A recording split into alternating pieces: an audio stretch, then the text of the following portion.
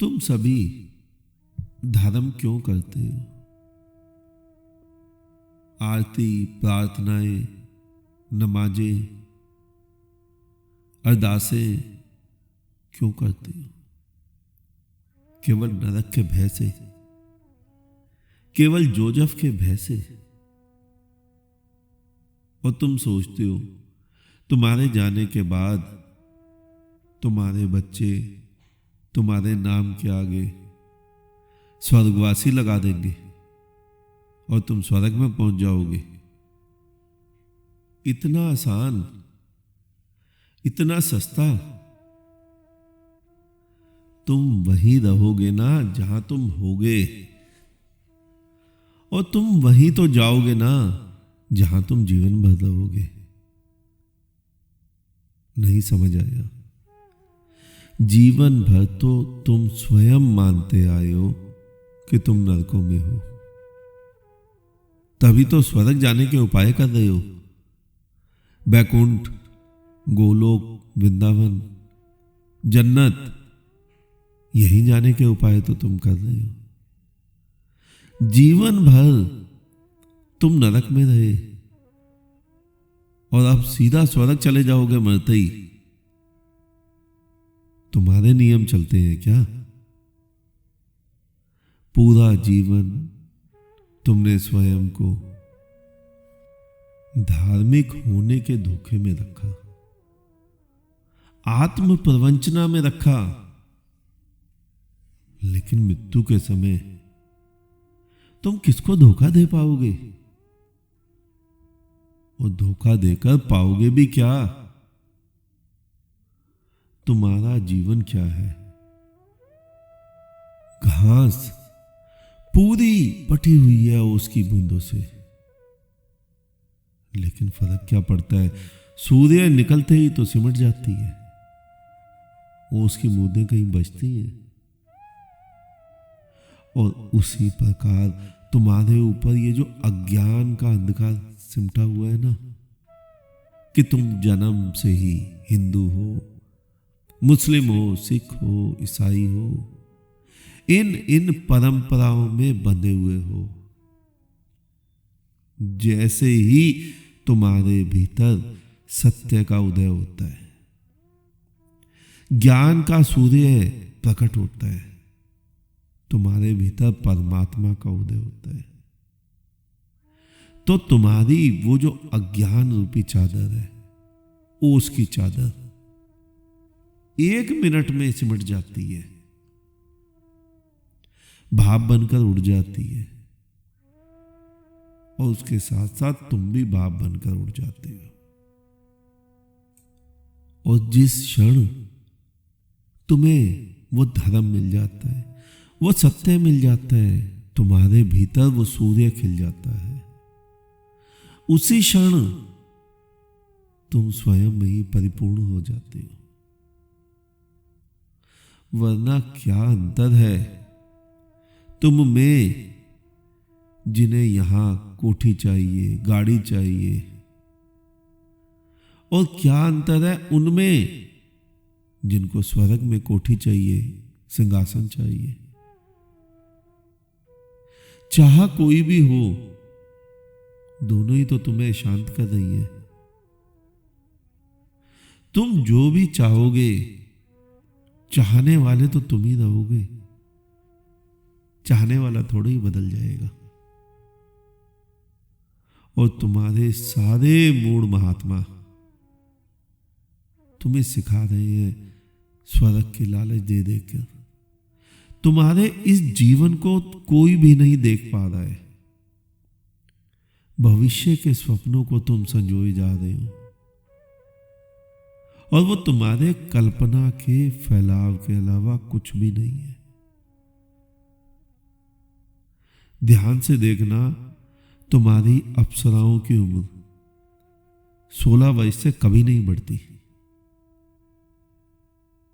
16 वर्ष की स्त्री तो चाहिए तुम्हें भोग के लिए, उससे ऊपर की तो तुम भी पसंद नहीं करते। उन अप्सराओं को चाहने वाले तुम, सोचो क्या सोच है तुम्हारी। और जिन्होंने 16 वर्ष की स्त्री का प्रलोभन दिया तुम्हें, क्या मानसिकता है उनकी? तुम चाहते हो जिस स्त्री से भी तुम भोग करो वो 16 से ऊपर बढ़े ही नहीं। तुम चाहे 100 के हो जाओ, अप्सरा तुम्हें 16 की ही चाहिए। ध्यान देना, फिर वो तुम्हारा ही मजाक बनाएगी कि महाराज अब तो किसी भी काम के नहीं रहे। तो उस अप्सरा की उम्र भी थोड़ी थोड़ी बढ़ने दो साधु महाराज। कब से अटकाए हुए वो 16 वर्ष में, 18 वर्ष में? और तुम्हारा परम पद क्या है? तुम्हारा साधु कहता है यहां का धन मत खोजो, शाश्वत धन खोजो। लेकिन खोजना धन ही है। यहां का धन मत खोजो, वहां का धन खोजो। यहां का पद खोजने वाले सारे पापी, संसारी, कामी, क्रोधी, लोभी। और ध्यान से देखना, परम पद को खोजने वाले सारे साधु महात्मा, तुम्हें खेल ही समझ नहीं आया। तुम्हें नहीं लगता कि तुम संसारी से तुम्हारा महात्मा ज्यादा चालाक और लोभी, कामी और चाह रखने वाला है? तुम बात को ठीक ठीक समझ ही नहीं पाए। अच्छा ध्यान से देखना, तुम जीवन में जिन जिन गलतियों को करते हो, केवल उन्हीं गलतियों के विषय में तो बच्चों को समझाते हो कि ये गलती मत करना, नहीं तो बाद में पछताना पड़ेगा। जैसे कोई कम पढ़ा लिखा है तो वो अपने बच्चों को समझाता है खूब पढ़ाई करना, कम पढ़ाई लिखाई से जीवन भर तकलीफ होती है। जैसे किसी का पैसा डूब गया, अक्सर तो तुम लोगों का पैसा कोई बिल्डर के यहां ही डूबता है। बिल्डर ही तुम्हें मूर्ख बनाकर तुम्हारे पैसे को हड़पता है, तो तुम दूसरे को समझाते हो मेरा 5 करोड़ डूब चुका है, बिल्डर ने वापसी नहीं किया। तुम ऐसी गलती मत करना। सरकारी किसी स्कीम में, किसी बैंक की स्कीम में पैसा लगाना, नहीं तो तुम्हारा भी पैसा डूब जाएगा। अब तुम देखो उन संस्थाओं को जहां सुबह उठते ही उन संस्थाओं के धर्मगुरु रोज तुम्हें 4 नियमों का पाठ याद कराते हैं। व्यभिचार मत करना, मदिरा पान मत करना, जुआ मत खेलना इत्यादि।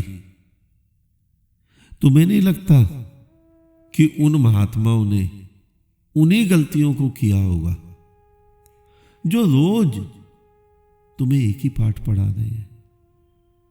उन्हीं गलतियों से उन्होंने अपने जीवन को नरक बनाया होगा। वही अब तुम्हें उन्हीं गलतियों के विषय में समझा रहे हैं कि इससे जीवन नरक बन जाएगा। जीवन जागरण से बदलता है, ना नियम देने से, ना कस्में देने से, ना दीक्षा से, ना मंत्र से, ना तंत्र से, ना जप से। केवल तुम्हारा जागरण हो जाए।